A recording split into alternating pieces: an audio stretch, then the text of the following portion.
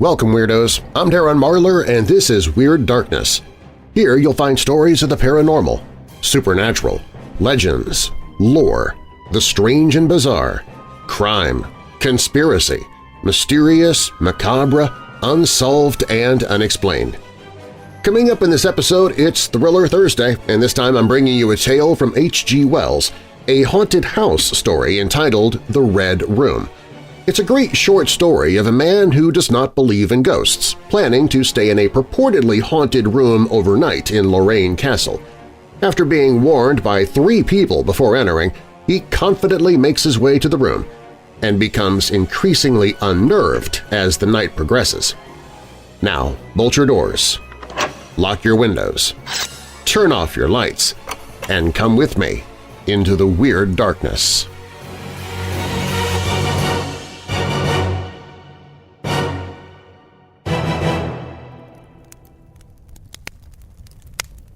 "I can assure you," said I, "that it will take a very tangible ghost to frighten me." And I stood up before the fire with my glass in my hand. "It's your own choosing," said the man with the withered arm and glanced at me askance.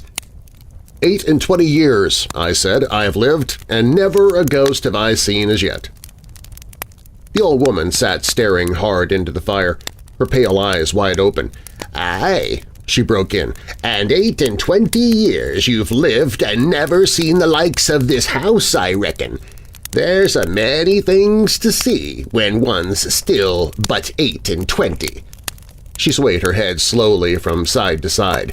"Many things to see and sorrow for."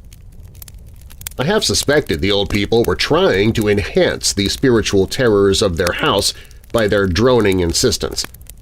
I put down my empty glass on the table and looked about the room, and caught a glimpse of myself abbreviated and broadened to an impossible sturdiness in the queer old mirror at the end of the room.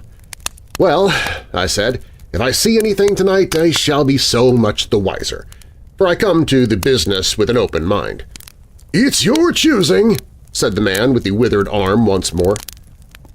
I heard the sound of a stick and a shambling step on the flags in the passage outside, and the door creaked on its hinges as a second old man entered, more bent, more wrinkled, more aged even than the first. He supported himself by a single crutch. His eyes were covered by a shade, and his lower lip, half averted, hung pale and pink from his decaying yellow teeth. He made straight for an armchair on the opposite side of the table, sat down clumsily, and began to cough. The man with the withered arm gave this newcomer a short glance of positive dislike. The old woman took no notice of his arrival, but remained with her eyes fixed steadily on the fire. "I said it's your own choosing," said the man with the withered arm, when the coughing had ceased for a while. "It's my own choosing," I answered. The man with the shade became aware of my presence for the first time and threw his head back for a moment and sideways to see me. I caught a momentary glimpse of his eyes, small and bright and inflamed. Then he began to cough and splutter again. "Why don't you drink?" said the man with the withered arm, pushing the beer towards him. The man with the shade poured out a glassful with a shaky hand that splashed half as much again on the deal table. A monstrous shadow of him crouched upon the wall and mocked his action as he poured and drank. I must confess I had scarce expected these grotesque custodians. There is to my mind something inhuman in senility, something crouching and atavistic. The human qualities seem to drop from old people insensibly day by day. The 3 of them made me feel uncomfortable with their gaunt silences, their bent carriage, their evident unfriendliness to me and to one another.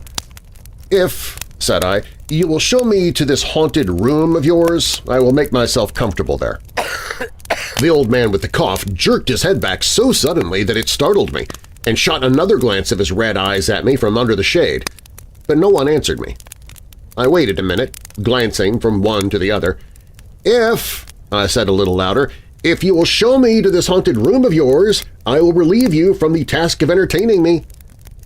"There's a candle on the slab outside the door," said the man with the withered arm, looking at my feet as he addressed me.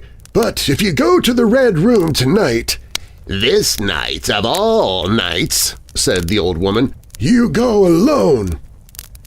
"Very well," I answered. "And which way do I go?" "You go along the passage for a bit," said he, "until you come to a door, and through that is a spiral staircase, and halfway up that is a landing and another door covered with bays. Go through that and down the long corridor to the end, and the red room is on your left up the steps." "Have I got that right?" I said, and repeated his directions. He corrected me in one particular. "And are you really going?" said the man with the shade, looking at me again for the third time with that queer, unnatural tilting of the face. "This night of all nights?" said the old woman. "It is what I came for," I said, and moved towards the door. As I did so, the old man with the shade rose and staggered round the table so as to be closer to the others and to the fire. At the door I turned and looked at them and saw they were all close together, dark against the firelight, staring at me over their shoulders with an intent expression on their ancient faces. "Good night," I said, setting the door open. "It's your own choosing," said the man with the withered arm. I left the door wide open until the candle was well alight, and then I shut them in and walked down the chilly, echoing passage. I must confess that the oddness of these three old pensioners in whose charge her ladyship had left the castle, and the deep-toned, old-fashioned furniture of the housekeeper's room in which they foregathered affected me in spite of my efforts to keep myself at a matter-of-fact phase. They seemed to belong to another age, an older age, an age when things spiritual were different from this of ours, less certain, an age when omens and witches were credible and ghosts beyond denying. Their very existence was spectral, the cut of their clothing, fashions born in dead brains. The ornaments and conveniences of the room about them were ghostly, the thoughts of vanished men which still haunted rather than participated in the world of today. But with an effort I sent such thoughts to the right about. The long, drafty subterranean passage was chilly and dusty, and my candle flared and made the shadows cower and quiver. The echoes rang up and down the spiral staircase, and a shadow came sweeping up after me, and one fled before me into the darkness overhead. I came to the landing and stopped there for a moment, listening to a rustling that I fancied I heard. Then, satisfied of the absolute silence, I pushed open the baize-covered door and stood in the corridor. The effect was scarcely what I expected, for the moonlight, coming in by the great window on the grand staircase, picked out everything in vivid black shadow or silvery illumination. Everything was in its place. The house might have been deserted on the yesterday instead of 18 months ago. There were candles in the sockets of the sconces, and whatever dust had gathered on the carpets or upon the polished flooring was distributed so evenly as to be invisible in the moonlight. I was about to advance and stopped abruptly. A bronze group stood upon the landing, hidden from me by the corner of the wall, but its shadow fell with marvelous distinctness upon the white paneling and gave me the impression of someone crouching to waylay me. I stood rigid for half a minute, perhaps. Then, with my hand in the pocket that held my revolver, I advanced, only to discover a Ganymede and eagle glistening in the moonlight. That incident for a time restored my nerve, and a porcelain Chinaman on a buhl table whose head rocked silently as I passed him scarcely startled me. The door to the Red Room and the steps up to it were in a shadowy corner. I moved my candle from side to side in order to see clearly the nature of the recess in which I stood before opening the door. Here it was, thought I, that my predecessor was found, and the memory of that story gave me a sudden twinge of apprehension. I glanced over my shoulder at the Ganymede in the moonlight and opened the door of the Red Room rather hastily, with my face half turned to the pallid silence of the landing. I entered, closed the door behind me at once, turned the key I found in the lock within, and stood with the candle held aloft, surveying the scene of my vigil, the great red room of Lorraine Castle in which the young Duke had died. Or rather in which he had begun his dying, for he had opened the door and fallen headlong down the steps I had just ascended. That had been the end of his vigil, of his gallant attempt to conquer the ghostly tradition of the place, and never, I thought, had apoplexy better served the ends of superstition. And there were other and older stories that clung to the room, back to the half-credible beginning of it all, the tale of a timid wife and the tragic end that came to her husband's jest of frightening her. And looking around that large, somber room with its shadowy window bays, its recesses and alcoves, one could well understand the legends that had sprouted in its black corners, its germinating darkness. My candle was a little tongue of light in its vastness that failed to pierce the opposite end of the room and left an ocean of mystery and suggestion beyond its island of light. I resolved to make a systematic examination of the place at once and dispel the fanciful suggestions of its obscurity before they obtained a hold upon me. After satisfying myself of the fastening of the door, I began to walk about the room, peering round each article of furniture, tucking up the valances of the bed and opening its curtains wide. I pulled up the blinds and examined the fastenings of the several windows before closing the shutters, leant forward and looked up the blackness of the wide chimney and tapped the dark oak paneling for any secret opening. There were 2 big mirrors in the room, each with a pair of sconces bearing candles, and on the mantel shelf, too, were more candles in china candlesticks. All of these I lit one after the other. The fire was laid, an unexpected consideration from the old housekeeper, and I lit it, to keep down any disposition to shiver, and when it was burning well, I stood round with my back to it and regarded the room again. I had pulled up a chintz-covered armchair and a table to form a kind of barricade before me, and on this lay my revolver, ready to hand. My precise examination had done me good, but I still found the remoter darkness of the place and its perfect stillness too stimulating for the imagination. The echoing of the stir and crackling of the fire was no sort of comfort to me. The shadow in the alcove at the end in particular had that undefinable quality of a presence, that odd suggestion of a lurking, living thing that comes so easily in silence and solitude. At last, to reassure myself, I walked with a candle into it and satisfied myself that there was nothing tangible there. I stood that candle upon the floor of the alcove and left it in that position.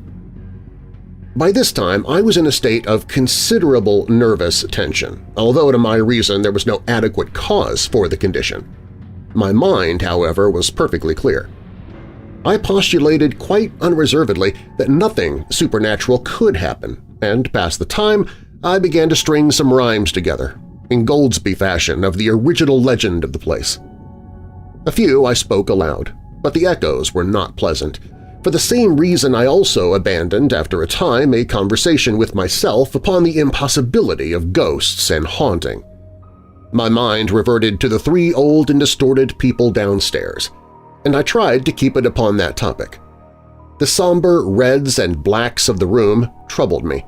Even with 7 candles, the place was merely dim. The one in the alcove flared in a draught, and the fire flickering kept the shadows and penumbra perpetually shifting and stirring. Casting about for a remedy, I recalled the candles I had seen in the passage, and with a slight effort walked out into the moonlight, carrying a candle and leaving the door open, and presently returned with as many as 10. These I put in various knickknacks of china, with which the room was sparsely adorned, lit and placed where the shadows had lain deepest, some on the floor, some in the window recesses, until at last my 17 candles were so arranged that not an inch of the room but had the direct light of at least one of them. It occurred to me that when the ghost came, I could warn him not to trip over them. The room was now quite brightly illuminated. There was something very cheery and reassuring in these little streaming flames, and snuffing them gave me an occupation and afforded a helpful sense of the passage of time. Even with that, however, the brooding expectation of the vigil weighed heavily upon me. It was after midnight that the candle in the alcove suddenly went out, and the black shadow sprang back to its place there. I did not see the candle go out. I simply turned and saw that the darkness was there, as one might start and see the unexpected presence of a stranger. "By Jove!" said I aloud, "that draft's a strong one." And taking the matches from the table, I walked across the room in a leisurely manner to relight the corner again. My first match would not strike, and as I succeeded with the second, something seemed to blink on the wall before me. I turned my head involuntarily and saw that the 2 candles on the little table by the fireplace were extinguished. I rose at once to my feet. "Odd," I said. "Did I do that myself in a flash of absent-mindedness?" I walked back, relit one, and as I did so I saw the candle in the right sconce of one of the mirrors wink and go right out, and almost immediately its companion followed it. There was no mistake about it. The flame vanished, as if the wicks had been suddenly nipped between a finger and a thumb, leaving the wick neither glowing nor smoking, but black. While I stood, gaping, the candle at the foot of the bed went out, and the shadows seemed to take another step towards me. "This won't do," said I, and first one and then another candle on the mantel shelf followed. "What's up?" I cried, with a queer high note getting into my voice somehow. At that the candle on the wardrobe went out, and the one I had relit in the alcove followed. "Steady on," I said. "These candles are wanted," speaking with a half-hysterical facetiousness and scratching away at a match the while for the mantel candlesticks. My hands trembled so much that twice I missed the rough paper of the matchbox. As the mantel emerged from darkness again, 2 candles in the remoter end of the window were eclipsed.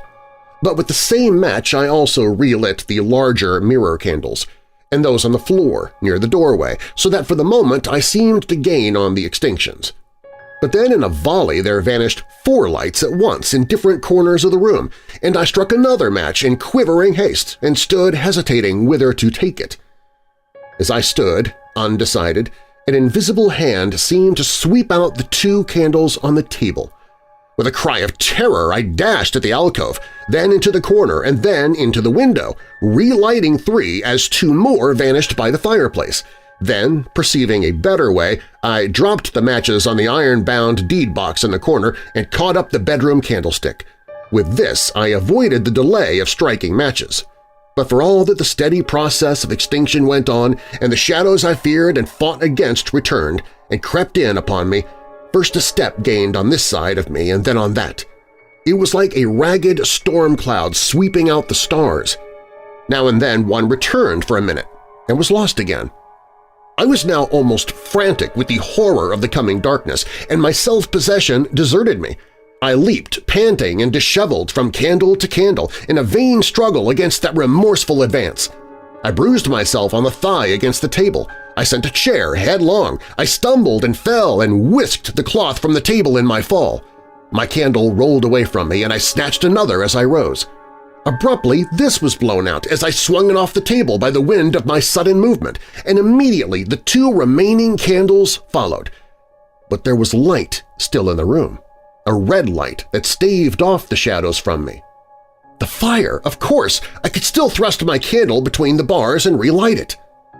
I turned to where the flames were still dancing between the glowing coals, and splashing red reflections upon the furniture made 2 steps towards the grate, and incontinently the flames dwindled and vanished. The glow vanished, the reflections rushed together and vanished, and as I thrust the candle between the bars, darkness closed upon me like the shutting of an eye, wrapped about me in a stifling embrace, sealed my vision, and crushed the last vestiges of reason from my brain.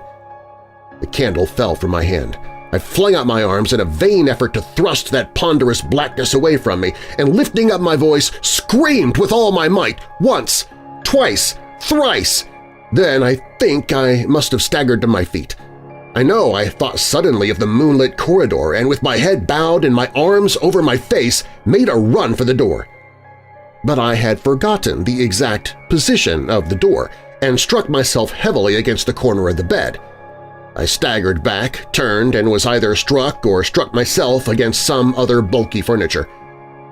I have a vague memory of battering myself thus to and fro in the darkness of a cramped struggle, and of my own wild crying as I darted to and fro, of a heavy blow at last upon my forehead, a horrible sensation of falling that lasted an age, of my last frantic effort to keep my footing, and then I remember no more.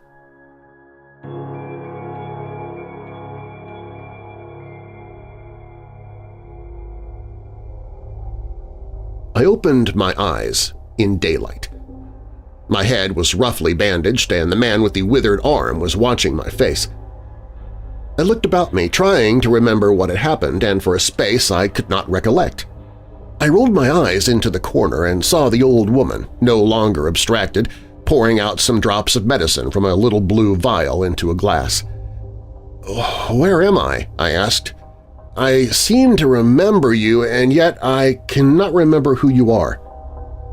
They told me then, and I heard of the haunted Red Room as one who hears a tale. "We found you at dawn," said he, "and there was blood on your forehead and lips." It was very slowly I recovered my memory of my experience. "You believe now," said the old man, "that the room is haunted?" He spoke no longer as one who greets an intruder, but as one who grieves for a broken friend. "Yes," said I, "the room is haunted." "And you've seen it, and we who've lived here all our lives have never set eyes upon it, because we have never dared. Tell us, is it truly the old Earl who—" "No," said I, "it is not." "I told you so," said the old lady with the glass in her hand. "It is his poor young countess who was frightened." "It is not," I said. "There is neither ghost of Earl nor ghost of Countess in that room. There's no ghost there at all. But worse, far worse." "Well," they said. "The worst of all the things that haunt poor mortal man," said I, "and that is, in all its nakedness, fear that will not have light nor sound, that will not bear with reason, that deafens and darkens and overwhelms. It followed me through the corridor. It fought against me in the room." I stopped abruptly. There was an interval of silence. My hand went up to my bandages. Then the man with the shade sighed and spoke. "That's it," said he. "I knew that was it. A power of darkness. To put such a curse upon a woman, it lurks there always. You can feel it even in the daytime, even of a bright summer's day, in the hangings, in the curtains, keeping behind you however you face about. In the dusk, it creeps along the corridor and follows you so that you dare not turn. There is fear in that room of hers, black fear, and there will be so long as this house of sin endures."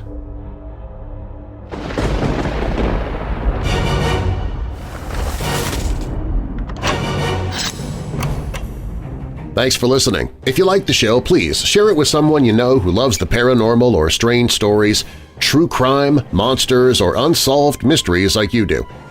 All stories on Thriller Thursday episodes are works of fiction, and you can find a link to the story and the author in the show notes. The Red Room is by H.G. Wells. Weird Darkness is a registered trademark. Copyright Weird Darkness. And now that we're coming out of the dark, I'll leave you with a little light. Proverbs 4 verses 11 and 12. Get all the advice and instruction you can, and be wise the rest of your life. And a final thought, being an artist means forever healing your own wounds, and at the same time, endlessly exposing them. I'm Darren Marlar. Thanks for joining me in the Weird Darkness.